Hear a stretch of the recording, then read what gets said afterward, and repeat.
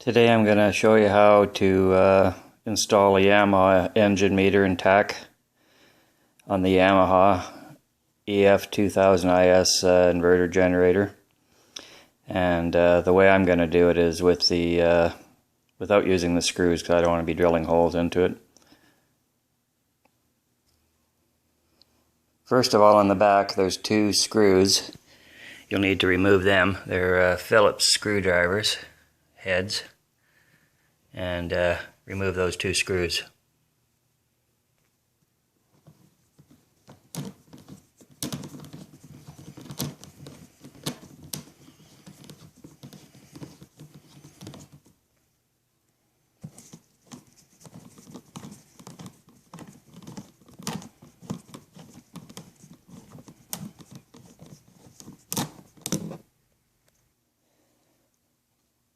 Once you've got the two screws out, the next thing you do is put the screws aside so you don't lose them. And the next thing you want to do is remove the back cover. You pull on it from the top, not the bottom, because it's hooked in at the bottom. So you want to make sure you unclip the top. And once the top's unclipped, then it'll just pull out. You see the clips in the bottom. You don't want to pull out from the bottom. If you do, you're going to end up breaking the clips and you got a bigger problem on your hands. So now we have the back of the generator exposed. Now we'll take a look at the hour meter, tach meter. So this is the Yamaha engine meter. It's an hour meter and also a tach flash alert. And you can either screw it in or you can use the self-adhesive. In this case, I'm going to use the self-adhesive and I'm not going to be drilling any holes. I've removed the contents out of the box. Now we got the Yamaha meter, you got the adhesive, you got the cord it comes with, and a little cable tie to tie up the cord when you're done. Now you don't want to put the wire or the meter where it's hot, so you don't want it on the exhaust side. So you want to find a nice convenient location where it looks good, but you also want it to function properly. So this is the spark plug wire in here. It's going to have to be wrapped around here. And I'm going to feed it through here, the intake. And I'm going to come out the bottom. And I'm going to come out around here. And I'm going to mount the meter over here on the intake side. This way I don't have to drill any holes. Okay, I started to feed the wire through. You just look for light on the other side. You can use a flashlight if you need to. You just want to feed it through the grill and out here to start.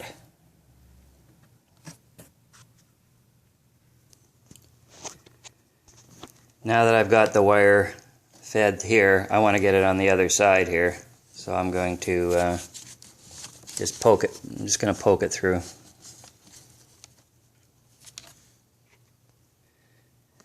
Now I've got it poked through. I pull it through.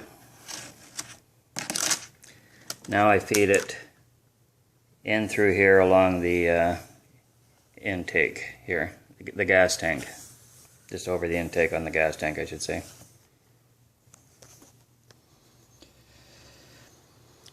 Now I've got the wire fed through here, and I'm just going to hook it through this little plastic loop here.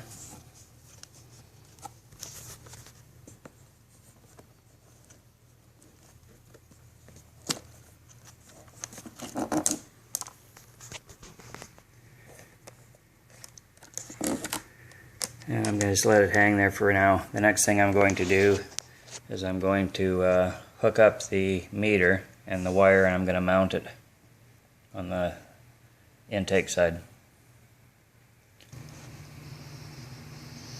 Now there's the meter, and there's the wire,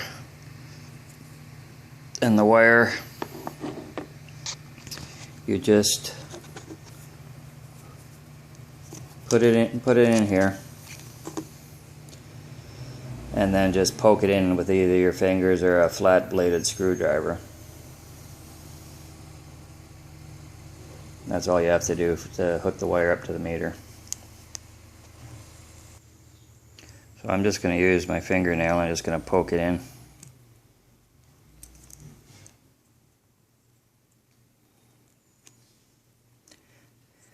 And that's all you have to do to get the wire in. The next thing we do, we're going to mount it with the double-sided adhesive tape that comes with the meter. To install the double-sided tape, you just take one side off first, put it onto the meter, and then when it's fastened on, you take the other side off, and then you mount the meter to whatever location you want it to. As you can see, I've taken the tape off one side of the adhesive. I've attached it to the back of the meter. Now I'm going to take the tape off this side, and I'm going to mount it over around here where that piece of paper is.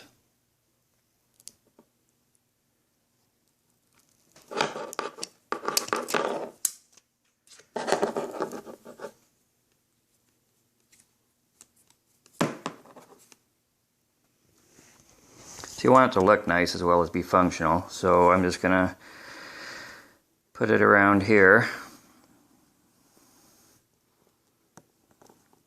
Once you got it in place, you push it down. And then you pull the cord through from the other side just to take the slack off of it. And there you go, you got the meter mounted now.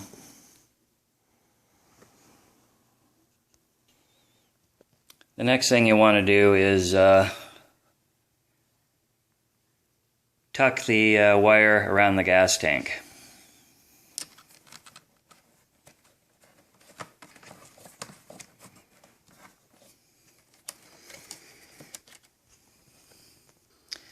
Now that the wire is tucked around the gas tank, next thing you want to do is take the spark plug wire off the spark plug so you can wrap the cable around it. I had to use two hands to take it off, but people with stronger fingers could probably use one hand. But it's off. Just pull it straight up. There's the spark plug wire. And you want to wrap the cable on the wire on the cable behind the boot here. About 4 or 5 times. More won't hurt. What works for me is to take about 5 or 6 inches around the spark plug wire and then start coiling the long end of the wire around the spark plug boot, not the short end, because you want the short end to pull up, and when you tie it with the twist ties, you want some wire there when you're finished. As you can see, I've coiled the wire behind the boot down here, not on the boot, and I've still got some wire left over here, and I'm going to pull that at the top, and I'm going to tie it off with the zip strap. So you can see the coil, and you can see where I've got the wires held together. Now I'm going to tie it off down below the boot with the zip strap. So you can see below the boot, I'm holding them, the 2 pieces of wire close together. I'm going to put the zip strap right at below the boot there. Now you can see the zip strap tied around the wires. This way the wires won't unravel, and they're below the boot of the spark plug boot. The next thing I want to do is cut the zip strap, the end sticking out, and I'm going to put the spark plug boot right back onto the spark plug itself. A pair of side cutters will work well for this, or anything sharp. Just whatever you do, you don't make any holes in the spark plug wire because it's induction. You just wrap the wire around, and then you cut the zip strap. Make sure you don't cut the spark plug wire while you're doing it. Side cutters work well for this.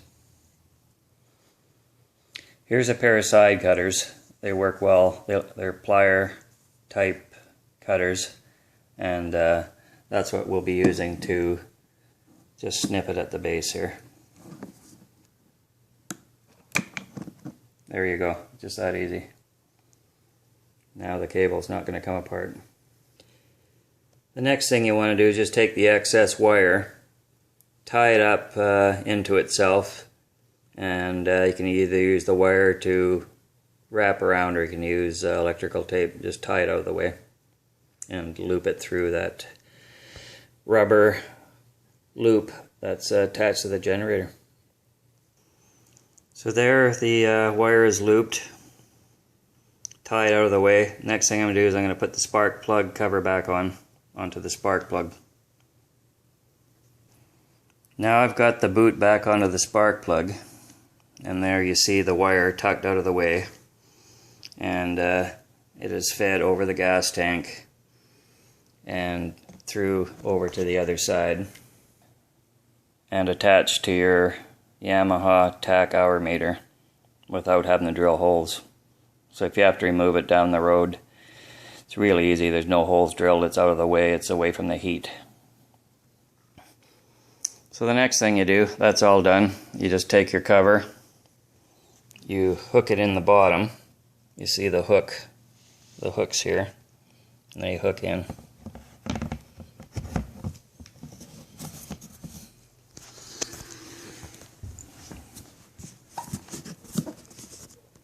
And then you snap the top piece back in.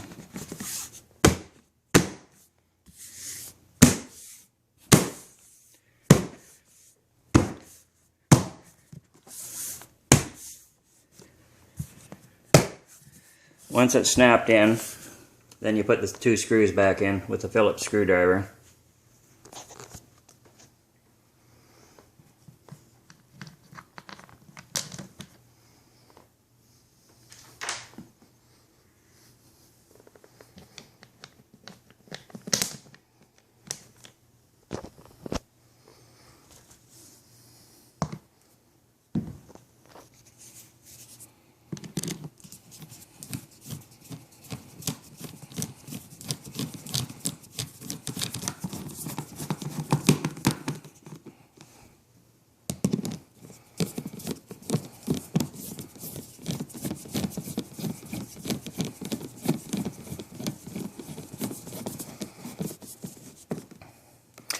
And that's it, 2 screws, and it's all put back together.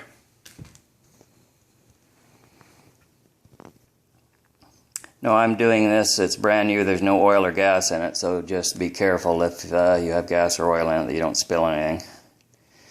Now it's ready to go. It's all done.